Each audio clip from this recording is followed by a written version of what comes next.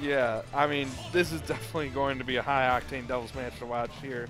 Last of the best of threes in the winner's side, unless he made it best of 3 for everything for some odd reason, unbeknownst to me.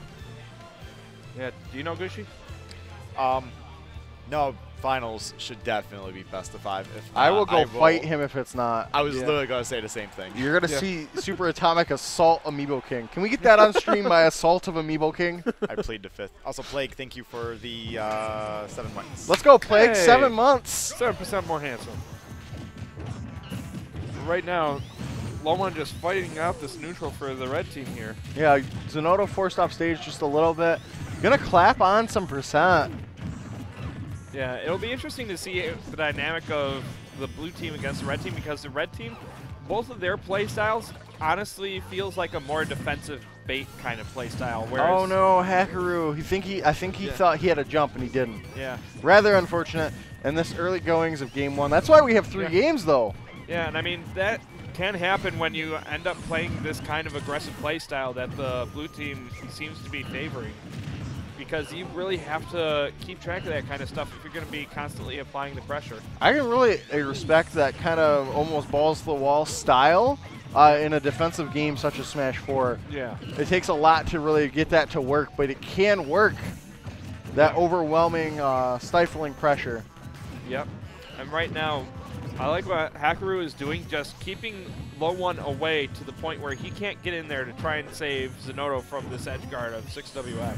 LOE1 is actually amazing at saving. Even with such a slow character, he actually can get incredible saves, so that's a super vital portion of this matchup. Yeah. But the problem is, if you keep him out, his mobility is so slow, like you said, that he's not able to get there in time to get those saves. Great back throw from LOE1. Gonna take that first stock off of 6WX. Yeah, and LOE1 definitely stock tanking right now. That neutral air gonna take him out though. That was an interesting setup because that was out of a throw that happened. Yes, and with it was. the reliability of homing attack, for that to actually work, honestly, is pretty impressive.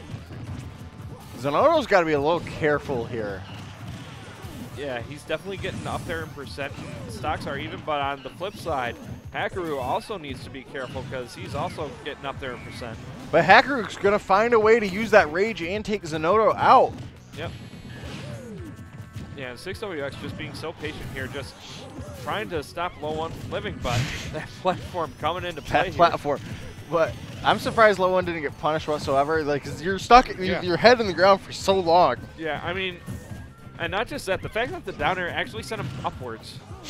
Because that's the thing that caught me off guard. It was a sour spot. I kind of knew that was going to happen. I believe the spike hitboxes they're a lot easier to connect with at the start of it. Yeah, and with the speed that the up B moves, it's definitely hard to get there in time.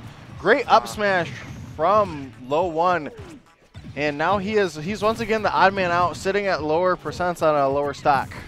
Yeah, so he's definitely been doing a good job of not just keeping these stocks alive, but he's also been doing a pretty good job of getting there and mixing it up, despite playing defensively like he has been. Yeah, right now, red team backing off a little bit to just fight for stage control here.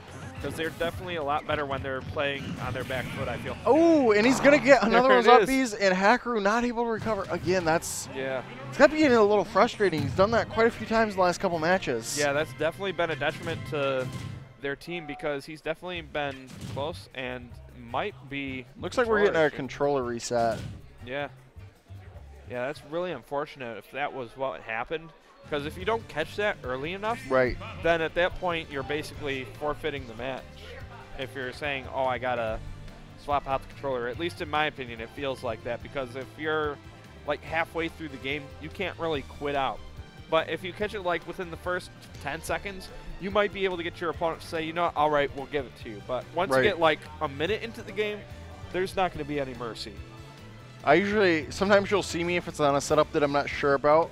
Like, because my tag's on there, but I have a couple tags floating out there with Smash Stick. You'll see me do like a Charizard up tilt like right at the start of the match. That's me making sure that my controls are correct. Yeah, that's probably a good call. Because that is one of the worst feelings in the world when you try and do one of your normal options and something completely different, or worse yet, nothing at all comes out. Yeah, and then there's a couple setups where X is jump instead of grab for me, and it really goofs me up. But I don't usually end up catching that one until it's too late. I don't know how you people live with having multiple controllers layouts like that. Oh no, I only have one, but it's just like I've transitioned. Oh. Okay. I know if you read the Smasher 1001 post about optimal controls, the only thing that would be considered technically suboptimal is I grab with X instead of Y, and that's like a more of a personal preference thing. Like, but I still have a shoulder button set to jump. I've got all the good stuff. Like I get all the benefits. This is what felt natural. Yep. And certain options to me, it's like really easy to do, like auto cancel Nair. But going into this match here, there's no Charizard on the stage, so I really shouldn't have been talking about it, but I love Charizard. Yeah, it's fine. I mean, I've at least still got a Luigi to talk about. yeah, you do. Wow, that was Lilac Cruise, interesting choice for game number 2. Yeah, I mean, it'll definitely give them more approach options and definitely more movement and neutral that they can utilize. So that'll definitely help their offensive playstyle here. But on the flip side, though, being able to hide under those platforms like they are is just be able to turtle underneath the platforms is very good. We got red team sitting back to back. Wow, just LOE1 has been hitting those all day, more consistently than I think I've ever seen him hit them. Yeah, and they're definitely giving him great mileage because being able to take off stocks that early is crucial in doubles because every stock just means so much because that's a stock that you could be sharing at the end of the game. You are absolutely correct. Yeah, Lilac's screwing up his normal fireball camping there. So is that the actual answer? Is that how you beat LOE1 consistently? Force him to Lilac? I mean, hey, he might not like it. I'm not 100% sure on that, though. I know I like it as Luigi. And I think that up smash clanked out with something there. I'm not sure what 6 went for, but the noggin came through. I like that attempt there from LOE1 using the dash attack as the option to try and disrupt the throw there because it definitely has more hitboxes and the knockback isn't as bad, so it's definitely a lot safer for saving your teammate. Wow. Great up smash right there from Hackoru. But yeah, Zinoto just running around here, not giving them that opening to try and take off his stock, so we kind of see the opposite of last game here. Yeah, Zinoto was very aggressive last game, and it was very dangerous for him. And I think he realized, hey, I got to simmer down. Yep.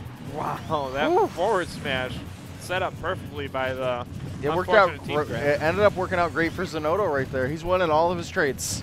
Yep.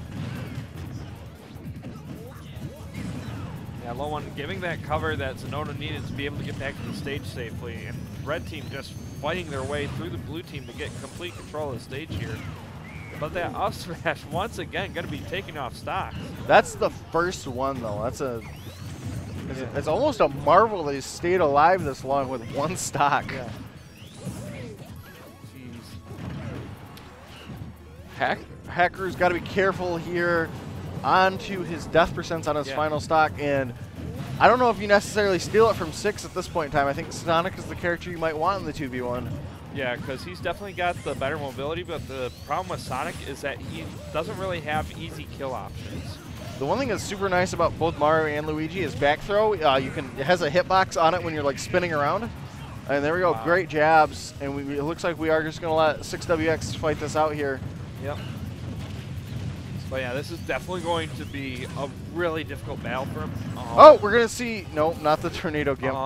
Yeah, it's really hard to catch Sonic with that because of the height that Sonic gets from his spring is roughly about how far the tornado sends you down. So he can actually get back even after he's been tornadoed. Oh, Zinoto trying to go there. I think he wanted a dare. That would have been very clean because he could have, LOE1 could have gotten up smash. Man, his ability to control that spin dash around that ledge on Lilac is impressive because it's hard enough to do it on the regular stages, but with a thin ledge like that, that makes it all the more worthwhile to see how he does it. 6WS showing why he's a world-renowned player right here. Fighting out this 2v1 for a very long time. Gonna get a Gimp on LOE1. He's slowly working his way through, but it's so hard when you're at this much of a deficit. Yep. But he's doing a great job. Yeah, I mean, Yep, there we go. Wow. There's that setup. One monkey flip is all it takes to erase that stock.